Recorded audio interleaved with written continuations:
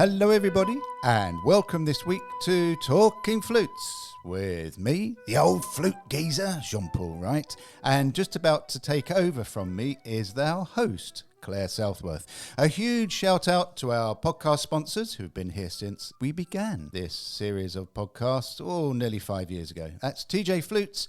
You can follow them on Instagram at TJ Flutes, at Facebook at GJ Flutes, or I think it's Trevor James Flutes actually, and at Twitter at Flute. And so big shout out to them. Right, Clare, I'll hand the baton over to you. It's the end of summer and we're back into the new, certainly in Europe anyway, we're back into the new season of education, aren't we? And learning. And I think if most of us have had a good summer break, then I'm sure now is the time to plan, isn't it? It is indeed. Now, thanks, JP, because you sent me over various topics that we could talk about. And we might deviate from them, of course, as we normally do. Yes. But the first one you sent me was talking about planning and motivation on returning back after the summer holidays, which is very apt, as we are here now. I used to love the summer break. It used to give me time to explore new works and learn new works. I also found that summer schools were great places to hear new pieces and get motivated and inspired. I always found that learning something new was always exciting and challenging, and I would make that a priority. And maybe for the listeners, maybe move out of your normal comfort zone and try something different. So it could be something very contemporary or very early, or, just out of your normal comfort zone. And then for those, obviously, the level you're at will sort of influence what you're doing during your summer break. So if you're sort of conservatoire level, you have to plan practice still. Well, you have to plan to practice and plan not to practice, don't you? Yeah, we'll cover that again. I know we've done that in a previous podcast, but there's two very distinct areas that I think we should touch on because that is so important post-holiday, isn't it? Yeah, no, absolutely. So planning practice and planning not to practice. But you don't have to be rigid. When you're a serious flute player in terms of wanting to be your profession, you have to treat it like a job, So you might start at 9, take a break at 11, have lunch at 1, and etc. But I said you don't have to be rigid, but planning it is important so that you're not guilty. So when you work hard, your time off becomes more enjoyable. So maybe we should talk a little bit about how to stay motivated. Yeah, and realistic, I think, because in the days when I used to play the flute, and I just honk on it now, I just make a noise, and I upset my neighbours, and I scare the magpies in the garden when I get the piccolo out. But in my earlier days, when I used to come back from holiday or vacation, whatever it is you like to call it, I used to come back with really big goals and dreams, and I'm going to do this, I'm going to aim towards this. But that was... on reflection, they were real unrealistic goals. They were goals that were sort of too far down into the future, or unreal, or never in my case. And it was a case of how do you come back motivated with realistic goals? Because it's okay now. I'm older. I'm much older. I'm an old geezer now, but. When I was younger, I just thought that I could do anything and the world would just allow me to do anything. And in hindsight, if I'd come back with smaller goals that I could reach, then the motivation would have just carried me on like a ball going down a hill. Yeah, it's being realistic is difficult, isn't it? So I would say that you've got to be productive because that helps your motivation. So be productive. Make a clear list of what you need to practice, and set a sort of a target of doing one thing at a time or one thing a day. Because remember, being productive aids your motivation. Being realistic, because false expectations is fatal. Don't compare yourself to others, because that can also be fatal. Listen to other people, other instrumentalists, not flute players. So listen to instrumentalist singers to inspire and to get sort of immersed in music and music making. Don't be put off by what you can't do, because that can often hinder what you can do. and take advice in maybe consultation lessons or your ordinary lessons. But there was one thing I wanted to touch on, which is then becomes quite a big topic, JP, and that is what holds all this together is creativity. Yes, that's a big word. Yeah. And so it's not just to repeat the same process over and over again, because this is what I was thinking. I was trying to think what I used to do in the summer. And the one thing I didn't do was keep repeating the same things over and over again. Creativity is using your imagination to create something different, something new. So making imaginative ideas become sort of reality. So I just want us to have a think about that for a moment, to make those, any new ideas you have, real. For musicians, it's one of the most important things, because music making is being creative. We don't want to be clones of someone else. We don't want just to copy. Mm-hmm. We need to do something different, something new. We need to have our own individual voice or identity or personality, so that when someone hears us play, they hear us, not a clone of someone else. It doesn't matter who you are, what level, what age. Being creative means that you can grow and then develop. Now, to help you be creative, you don't have to just playing the flute. You can immerse yourself in other bits of art. I was doing a flute class the other day online, and I was trying to talk about colours, and that there are so many variations in one colour. And I've got a picture upstairs, a painting upstairs of a river scene with lots of trees. And I showed them to it. It's so many different greens, where the picture is green, but there are so many varieties of green in there. So you can be inspired by looking at art, by reading, by recordings, by exercising, or by playing your flute. But it helps you become more positive and have a positive mental attitude, and which helps you play better. So maybe we have to all ask ourselves some questions, like, how can you restart your creativity? So doing the things I've just mentioned. And how can you create a creative environment? So for me, it used to be that I couldn't practice until the room was clean. If I could see anything. So, with me, with all my dogs, if there's always dog hair. I can't bear to see the dog hair, so I have to hoover. And then you think, oh, I've got to dust. And then you've got to tidy up and plump the cushions up and be comfortable and make sure I've had my cup of tea and that the temperature's right and that I'm not disturbed, and I've got my music, I've got my pencil, my notebook, all these different things to help enable this creative environment. But one question I've got for you is you cannot force creativity, can you? And it's like writers get writer's block. You can sit down, say you're doing as my daughter is, her doctoral thesis, and she has so many words. I think it's about 120,000 words. She's got another 15,000 to do, but she's hit a block. And as musicians, we also hit something where we'll pick the flute up and we'll go through, as you've said earlier in the podcast, we'll go through the same old routine and patterns. But at the end of that, there is this lack of this creative spark. How do you relight that creative spark? Would you suggest that if this is early on in this new sort of year of learning, that you just go with the flow, you go through what you know and just trust that pilot light will come on again soon? Or do you put the flute away and start again? I mean, there are very many ways of getting creative. So as mentioned, listening to others. So not to be deflated, but to be inspired.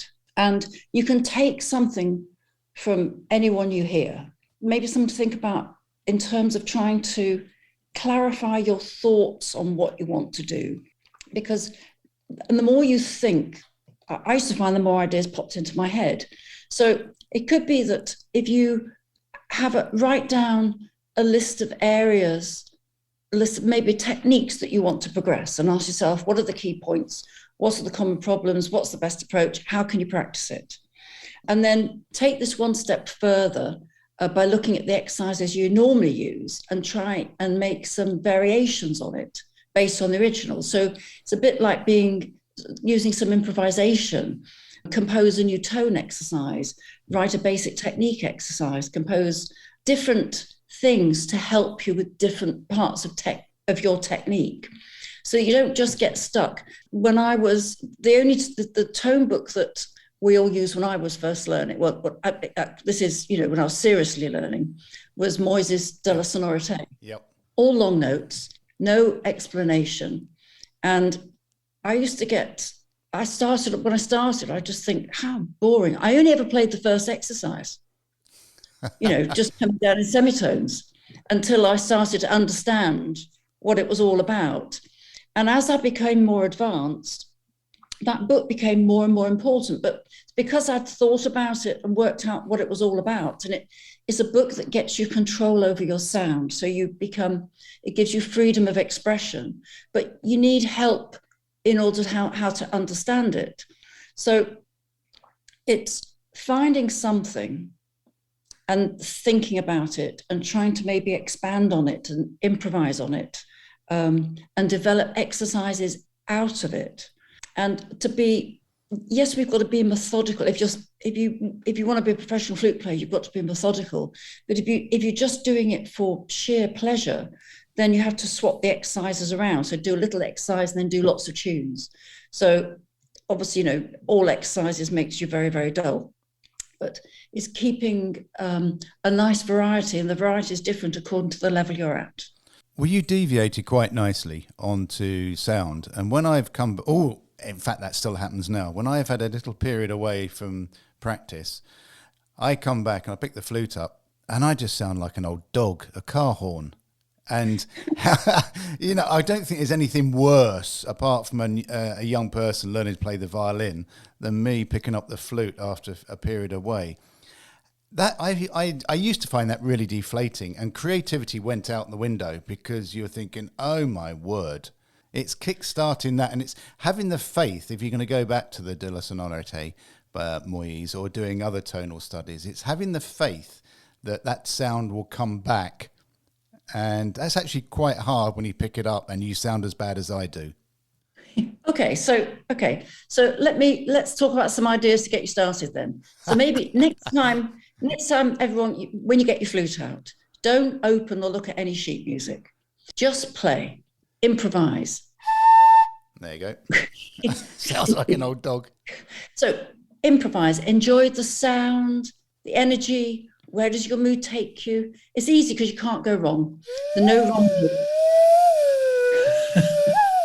Clangers. I think it needs to be attached to something else there, Jake. It did. I just found a wooden head joint on my desk. Okay, so remember, when you're just playing, that you can't go wrong. There's no wrong notes. It's a journey. It's your personal journey, and you see where it takes you. Make up a new tune, make up a new tone exercise, or play a well-known tune in different keys, or stick the radio on. Whatever you hear, try and copy it, or do an answering phrase. It's about changing your routine, trying something new, which kickstarts creative thoughts, and enjoy the freedom of it. Because when term starts, we tend to get a little bit stuck because you're having to prepare set pieces, set exercises, set things for your lessons. And so just before that term starts, that's the time to try new things, or maybe try and keep it in your routine for good. We've talked before about when I first started, my first tune was Jethro Tull, Living in the Past. And then I started formal lessons, and then I never improvised again. I was just stuck on a book. You open the book and you learn what the new lesson was. And I so regret that. These days, I think teachers are far more well-informed and can encourage students just to play. And the love of music, to listen to all sorts of music, to play all sorts of music. Don't just play classical music. Play whatever you want to play it. Don't be restricted. It's a love of music. And as our lovely friend William Bennett always used to say, happy flute. Play happy flute, don't play sad flute. Oh, Dear old Wibby. Yeah. I mean, a good friend of mine who's a classical pianist, when he is preparing for a recital or a concert, he tells me he goes into the National Gallery in Trafalgar Square and he listens through his iPhone into his ears whilst he's watching the art. So he's listening to the piece he's preparing, but actually immersing himself in paintings. So he will decide what part of the gallery he's going to, depending on the narrative of the piece he's playing. And he will immerse himself in the picture whilst the music's going on. So he's not, he says he's sort of doing this dual approach. The music's going in, but his focus is the visual. And he said he likes to climb in because then the creative spark is the visual spark rather than just what he's listening to. So I found that really fascinating. I love that. I think that's fantastic because you know what? That's really good for memory learning as well. Because, you know, at a certain point of your piece, you know, you remember what picture you were looking at. Yeah. So the two linked together. I think that's fantastic. Yeah, I suppose I should try that. I should put up a picture on my screen and just sort of play my magpie scaring note and see if it actually works. But no, he does that. And he swears by it. He says sometimes he can be in National Gallery for 2 hours and it could just be in the Van Gogh room and he could just be looking at Van Gogh's or he could be looking at Monet's or he could be looking at Mondrian's. Just really depends on the narrative of the piece. And he said it just takes him away from the mathematical equations, which is music. And it links in quite nicely with your opening gambit, which is it's all about creativity and sparking that creativity. I think I've answered my own question that I just put to you, haven't I? Actually, which you've just answered is don't keep the same routine. If you find yourself in a sort of a block, change the routine, change how you do things, and that spark should just sort of come back. Yeah, I used to have in my teaching room, I had an abstract painting of flowers and it was so full of colour, but also texture. I often use that with my students to help sort of inspire. But with computers now, you could just, if you can't get to a gallery, just put a picture up on your computer and use that as inspiration and have a different picture each day to improvise to. And it's so easy because you can't go wrong. And that's an interesting thing, Claire, because you put a picture up and when you concentrate on a picture, you see things that you don't normally see because we see things in the round, don't we? So we look at a picture and we see it as a whole. But if you start climbing into that picture, you start focusing on different areas, you can almost climb into that. And it is like the flute, when we're practicing something, we see the piece on the paper and we see it as a whole. We don't see the sort of little bits in between, the nuances. And there is that sort of equation between them both, isn't there? The visual and also what we're seeing and playing. Absolutely. And then when you take that, when you're talking about the detail now, you look into the detail, for example, of how a painting flows, with how the music flows and the colours. So how you're going to change the sounds in the piece that you're playing in order to reflect the colours you're seeing in a painting. It just makes you go much deeper into the technique of flute playing. And it's inspirational. I once went to one of your classes down in Cornwall. Oh, it was a long time ago. And you were talking about colours. And you got somebody, you're saying, let's talk about colour and the different shades of colour. And you got people to think of blue. And you played a blue note. And then you went through the shades. And you were just manipulating the sound from sort of a light blue to a real heavy blue. And it was quite fascinating to find out all those little tiny nuances, the shades, things that we sort of forget as instrumentalists. We think the note is a note and we know diminuendo, we have the hairpins, but we don't sort of consider the fact that there, as you've started earlier about the different shades of green on that painting, there are so many different shades. And if we combine the visual art, we can mess around, can't we, those different colours? Absolutely. And I think for anyone listening, if you play a note and then just say to yourself, okay, if this was a colour, what colour is it? And again, there's no wrong answer here. And then see if you can change the sound to create a slightly different colour. And you can think of it, but we might have talked about this before, about if you say, okay, well, I think my colour is sort of yellow. Okay. And if it was a food, what is it? Well, it's banana. pardon? A banana. Banana. Okay, but it could be It could be green and be a banana as well. Oh, that's true. Yeah. Yeah. Or it could be A lemon. pardon? A lemon. Nice Could be a lemon. Nice So and sharp. you could say my colour sounds a little bit yellow, but if it was a food, it's a lime, and if it's a texture, it's cotton wool. Oh, I've got you. You know what I mean? Oh, so you're bringing in other textures to... You bring in textures, food, and colour. And then you've got a starting point, and then you change it. So, okay, if it's a lime, can I make it into chocolate sauce, or can I make it into custard? So you're going to have green custard, and is that then the texture of velvet or silk? So you start to create ideas in your head which relate to the sounds that you're making, and then you change something. In order to change the sound, you change something in the physical makeup.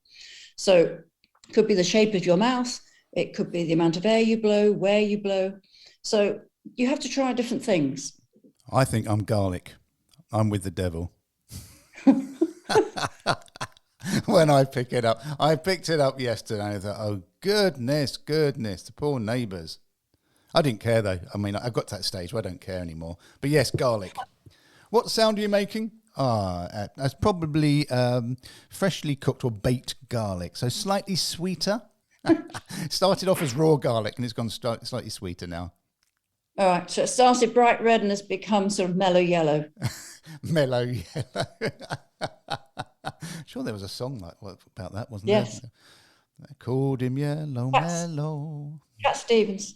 Cat Stevens. Oh, I don't know. I went to see Coldplay yesterday. That was stunning. Absolutely. I mean, I'm not even a Coldplay. I was dragged there, but I was not even a Coldplay fan. But they had Jacob Collier on.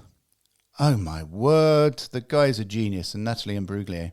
And the interesting thing about Coldplay, we're going back to colours again. Is I'm not a great fan of their music, but the whole show is based around colour. And everybody had wristbands on, and I was totally mesmerised by the fact that the audience were participating with these colours on the bands, and you married the music with the colours, and the fact that there was all this sort of love towards the music and everyone was singing, that the performance was just stunning. It was. I mean, I went away thinking, yeah, I still don't like the music, but my word, that was a great concert. Well, we're talking about inspiration, being inspirational again, aren't we? That you do something where you get inspired, and live music does that. So I think if you're planning a concert now, or you know you're going to be performing in the future, try thinking about how you can make it more of a sort of experience for everybody, and to do something different. It's not enough now just to stand up there and play your flute. We need to do other things to make it a sort of an all-round experience, something different. Yeah, and there is that movement towards putting visuals up behind you, isn't there? And then running this sort of video, which almost, again, it's like that going into a gallery bit, is that the audience are hearing and then they're watching a visual. And it doesn't have to be a film that you've made especially for it. It could just be, as you say, a change in pictures. It could be anything, really. Yeah, a bit like now, listeners, I'm looking at JP, and he's got a background of a beautiful flute over at the first page of the Nielsen Concerto. And I've got a background of my kitchen. I'm in my conservatory and we're decorating, so I didn't want the mess behind. And well done on the Nielsen, by the way. It's flipped the wrong way round, this picture. And you can see a coffee stain just at the top right-hand corner of the Nielsen, which happened about 20 odd years, 30 odd years ago. I'm that old. Well, it's very impressive. I told Rolf before we started that he had to clean the kitchen up because that's all you could be able to see, which he has done. So all clean. No, I'm saying we ought to move on to another topic. Yeah, and I suppose I touched on this earlier. Honest with your flute playing and the importance of finding and understanding your strengths and weaknesses. Because we often hide. We know them deep down, don't we? But we hide them. and we try and overcompensate. With me, when I was younger, it was, could I play faster than everybody else? Could I do violin pieces? Ignoring the sound, because the sound on the flute is the hardest aspect, isn't it? So it is, how can we be honest with our flute playing? Yeah, and honest, and you also mentioned finding and understanding your strengths and weaknesses. It's one of the hardest challenges I expect that we all face. I always used to ask every new student what they thought their strengths and weaknesses were. And often the answers were the opposite of the ones I deduced. Yes. And that what their strengths, they were saying their weaknesses. It's very hard to be honest with yourself. So listening to others, it's such an important part of our learning. We talked about that for creativity, of course, and not only listening to others, but also listening to ourselves, to record yourself so that you listen with a view to be inspired, but not squashed. So you use what you're hearing as for inspiration, because there's always going to be people better than you. Mm-hmm. Yeah. But we've got to use the best players to be inspired by. I mean, it's not always the best players who succeed, I should say, either. It's about being realistic, working hard, communicating, being humble, being engaging. Everyone's got something to offer. You've got to find the way that you can be most effective at what it is you have to offer. And comparing yourself is only good if you can take something positive and learn from it. So I could never do that. I found that very difficult. I would, when I was learning, I would often listen, compare and think, I'm not good enough, I've got to be better. But I forgot to take the positive things from it.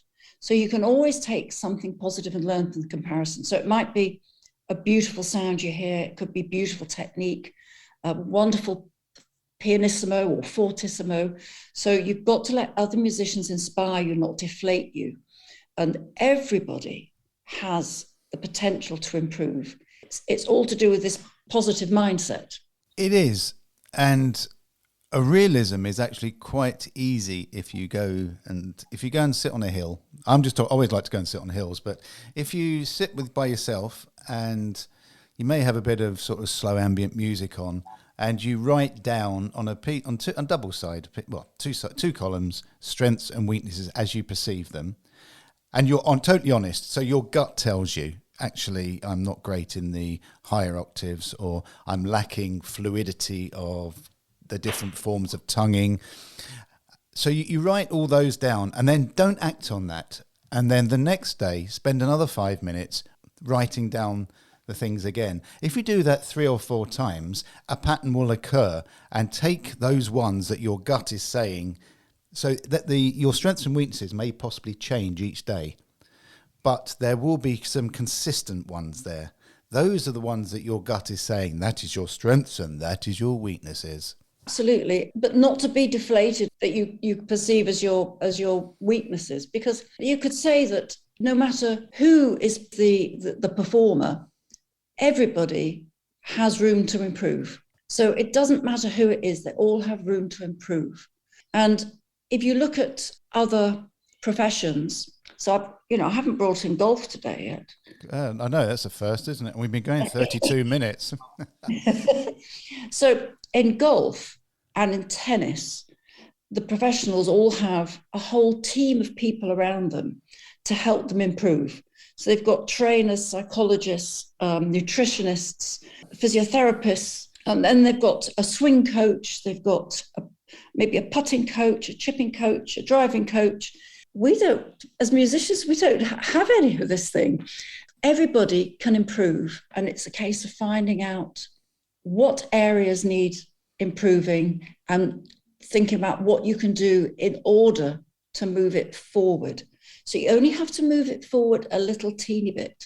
So, for example, let's think of a point of technique. If it's just a passage you can't get your fingers around, and you've heard it being played, and you know the speed of it, and you're nowhere near, you can't get anywhere close, then you think about a strategy to help you get there. So you take a little section of it and you slow it right down, and you start to change things, obviously the speed, the articulation, the key. And do lots of little sections and then start adding them together and then start building up the speed. And that is developing your skills, and that is progress. So you're on a journey from A to B, and it doesn't matter really when you arrive at B. The most important thing that you start on your journey, and not to be deflated by the end result that you're trying to get, but to be inspired by it.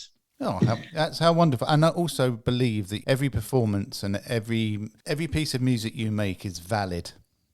Absolutely. We've all got something to say. It doesn't matter whether you're Sir James Galway or Joe Bloggs. You've all got something to say that's of value. So it's important to keep this positive mindset and be creative. That's almost a good place to finish, JP. It is. I'd just like to say I've got too much to say, and actually none of it is valid. So you're right. You're right. Let's draw our gathering with all our audience to a close, young lady. Please, everyone, go and have a look at our Facebook page, Talking Flutes. Message us there. If you have any comments, we always like reading your comments, or on Twitter and Instagram @Flute and @Clare Flute. And many thanks, JP. Thank you, Claire. And what are you doing today? Going for a walk down to the beach, no doubt? Yes, actually going for a swim. Swim in the sea? Of course, I swim most days now. Gosh. It's wonderful, absolutely glorious. My target at the moment, what I'm trying to work on, is maybe trying to swim all through the winter. No. Yes. Cold water swimming, great therapy, great for your mental health. Oh, that's a real Wim Hof thing, isn't it? I think we'll finish with that. Whoa! And take care, everybody, and speak to you again soon. Ciao. Okay. Bye.